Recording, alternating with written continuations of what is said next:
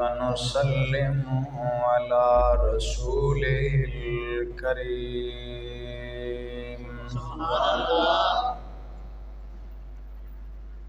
وعلى آله وأصحابه أجمعين. أما بعد فأعوذ بالله من الشيطان الرجيم. بسم الله الرحمن الرحيم.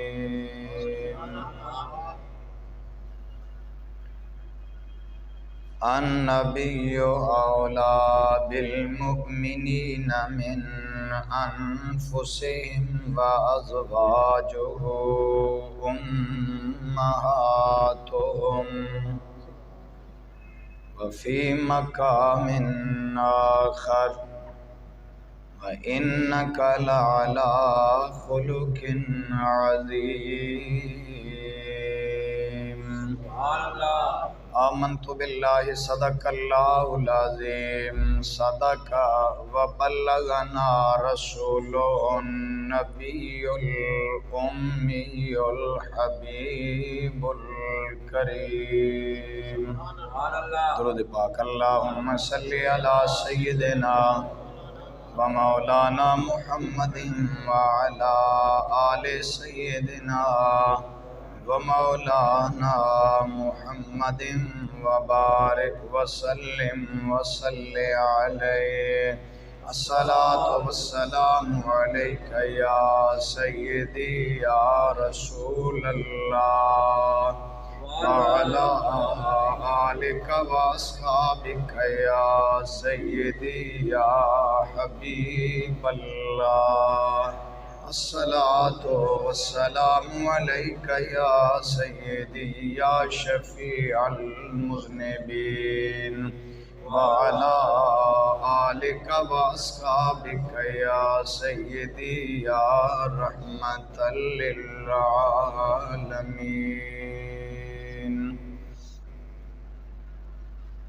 وہی ہے طور جہاں پڑ گئی نظر تیری. وہی ہے طور جہاں پڑ گئی نظر تیری. وہی چمن ہے جہاں مسکرا دیا تو نے. وہی چمن ہے جہاں مسکرا دیا تو نے. حمد و صلات کے بعد قابل احترام برادران اسلام، بزرگوں اور دوستوں، میں نے آپ احباب کے سامنے مختلف مقامات سے 2 آیات مقدسہ تلاوت کرنے کا شرف حاصل کیا ہے. برادران اسلام، پچھلے جمعۃ المبارک پہ غالباً ہمارا یہی موضوع تھا کہ محبت کی تعریف یہ ہے میلان النفس الی الکمال، کہ انسان کے نفس کا، انسان کے دل کا کسی ذات کی طرف مائل ہو جانا، اس کا نام محبت ہے. اور انسان کا نفس اور دل کسی ذات کی طرف مائل کب ہوتا ہے؟ جب کسی ذات کے اندر 2 خصوصیات میں سے کوئی ایک پائی جائے. یا تو انسان کی ذات خوبصورت ہو، چہرہ خوبصورت ہو، ظاہری حسن و جمال ہو تو انسان اس سے پیار کرتے ہیں. اور دوسری وجہ، اگر ظاہری حسن نہ ہو تو پھر اگر انسان کے عادات و اطوار اچھے ہوں، اخلاق و کردار اچھا ہو، تو اس انسان سے بھی لوگ پیار کرتے ہیں۔ تو ہمارا موضوع یہ تھا کہ ہمارا نبی وہ ہے جس کی ظاہری صورت بھی پیاری ہے اور حضور کی سیرت بھی پیاری ہے۔ تو حضور کی صورت کے حوالے سے میں نے چند باتیں آپ کے سامنے رکھی تھیں۔ آج حضور کی سیرت کے حوالے سے انشاءاللہ عرض کریں گے۔ دیکھیں، بنیادی طور پر ہمارے اوپر اللہ کی عبادت فرض ہے، اللہ کی اطاعت فرض ہے۔ اب ہم محدود ہیں، اللہ کی ذات تو لامحدود ہے۔ ہم فانی ہیں، اللہ کی ذات باقی ہے۔ ہم حادث ہیں، اللہ کی ذات قدیم ہے۔ تو یہ کیسے ممکن ہے کہ ایک فانی اس باقی تک رسائی حاصل کر لے؟ یہ کیسے ممکن ہے کہ ایک ختم ہونے والی ذات اس لامحدود ذات تک رسائی حاصل کر لے؟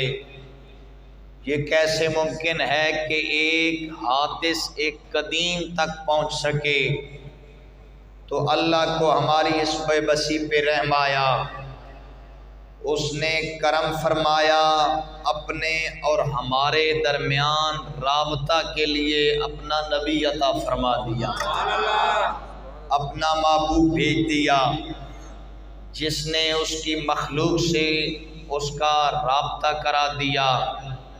اب میرے بھائی، واضح بات ہے، آپ نے، میں نے، کسی نے بھی حضور کا دور تو نہیں پایا، اور ہم نے اللہ کو تو دیکھا نہیں ہے۔ نبی نے آ کے بتایا ہے کہ وہ رب ہے تو ہم نے مان لیا، اور ماننا، ایمان لانا حقیقت میں ہوتا بھی وہی ہے کہ بندہ ایمان لائے اللہ کی ذات پہ، اللہ کے رسولوں پہ، یوم آخرت پہ، ضروریات دین پہ ایمان لائے، لیکن ویسے اللہ کو ماننا قابل قبول نہیں ہے۔ اس کا ماننا قابل قبول ہے جو زبان نبوت پہ اعتماد کر کے نبی رب کو مانتا ہے، جو یہ سمجھ کے مانتا ہے کہ میرے نبی نے بتایا ہے وہ خدا ایک ہے۔ تو اس لیے میرے بھائیوں، نبی کی اطاعت ہمارے اوپر لازم ہے۔ تو اطاعت اس وقت تک نہیں ہو سکتی جب تک محبت نہ ہو۔ بولیے، جب تک محبت نہ ہو۔ حضور سے محبت ضروری ہے، اور پھر میں نے بتا دیا محبت کے لیے وجوہات دو تین ہیں۔ پہلی وجہ محبت میں نے پچھلے جمعہ پہ تفصیلاً عرض کیا کہ انسان کا حسن و جمال ہوتا ہے۔ بولیے کیا ہوتا ہے؟ سارے بولیے کیا ہوتا ہے؟ کریمہ کا صلی اللہ علیہ وسلم کو اگر اس اعتبار سے دیکھنا چاہتے ہو، حسن و جمال کے حوالے سے دیکھنا چاہتے ہو، اللہ کی قسم اللہ کریم نے بڑے بڑے خوبصورت لوگ پیدا فرمائے ہوں گے، لیکن آپ تصور کریں اس انسان کو کتنا دیدہ زیب بنایا ہوگا، کتنا خوبصورت بنایا ہوگا، جسے اللہ نے اپنا محبوب بنایا ہے۔ اپنا محبوب کتنا خوبصورت بنایا ہوگا۔ حضرت عبداللہ بن رواحہ رضی اللہ تعالیٰ عنہ میرے کریم آقا کے غلام ہیں۔ حضرت عبداللہ بن رواحہ میرے آقا کے سامنے عرض کرتے ہیں، اور یہ میرے نبی کا وہ خوش نصیب غلام ہے۔ غزوہ خندق کا مرحلہ ہے، صحابہ خندق کھود رہے ہیں، اور جب تھک جاتے ہیں میرے کریم آقا فرماتے ہیں عبداللہ بن رواحہ ذرا قریب آؤ، میرے غلام تھک چکے ہیں، ان کی تھکاوٹ کو دور کرنے کے لیے انہیں میری نعت سنا دو۔ کیا کرو انہیں میری؟ یہ نعت کوئی نئی بات نہیں ہے، کوئی بدعت نہیں ہے، حضور کی نعت حضور کے دور سے جاری ہے۔ نعت کا ایک تاریخی تسلسل ہے، اور یقین جانیے مستند روایت ہے، حضور کے 34 صحابہ ایسے گزرے ہیں جن کا اور کوئی کام ہی نہیں تھا، ہر وقت بیٹھ کے حضور کے زلفوں کے تذکرے کرتے رہتے، حضور کے چہرے کی باتیں کرتے رہتے، حضور کا حسن و جمال بیان کرتے رہتے۔ لہذا میرے بھائی میں عرض کر رہا ہوں، حضور کے غلام عبداللہ بن رواحہ رضی اللہ تعالیٰ عنہ کریم آقا کی بارگاہ میں آئے، صحابہ کی محفل لگی ہے۔ اب حضور کے سامنے میرے کریم نبی کا غلام کہتا ہے لَوْ لَمْ يَكُنْ فِيهِ آيَاتٌ مُبَيِّنَةٌ لَكَانَتْ بَدِيعَتُهُ تُغْنِي عَنِ الْخَبَرِ۔ عبداللہ بن رواحہ کہتے ہیں یا رسول اللہ، اللہ نے آپ کو معجزات بھی عطا فرمائے، نبوت کا تاج بھی آپ کے سر پر رکھا گیا، اے میرے نبی آپ کی نبوت کی تائید اور نصرت کے لیے اللہ نے آپ کی ذات کو سراپا معجزہ بنا کے بھیج دیا، لیکن اگر نبی یہ نشانیاں نبی لے کے آتے، اگر یہ چاند کا توڑ اور جوڑ نبی دکھاتے، سورج کو واپس نبی پلٹاتے، ابو جہل کی مٹھی میں کنکریوں سے کلمہ نبی پڑھواتے، اے میرے کریم نبی لَكَانَتْ بَدِيعَتُهُ تُغْنِي عَنِ الْخَبَرِ، اے میرے نبی اللہ نے آپ کو چہرہ ایسا عطا فرمایا ہے، آپ کا چہرہ ہی آپ کی نبوت کی سب سے بڑی دلیل ہے۔ اس سے بڑھ کر اور کسی دلیل کی ضرورت نہیں ہے۔ تو یوں سمجھیں اگر صورت کے اعتبار سے دیکھو، اللہ نے حضور کو وہ حسن و جمال عطا فرمایا، یوسف جیسا نبی بھی میرے نبی کو ایڑیاں اٹھا کے دیکھتا ہے، ابراہیم خلیل اللہ جیسا نبی بھی میرے نبی کو ایڑیاں اٹھا کے دیکھتا ہے، وہ حسن و جمال عطا فرمایا۔ لیکن میرے بھائی صرف صورت ہی پیاری نہیں ہے، آئیے ذرا سیرت کی جانب بھی توجہ کیجئے۔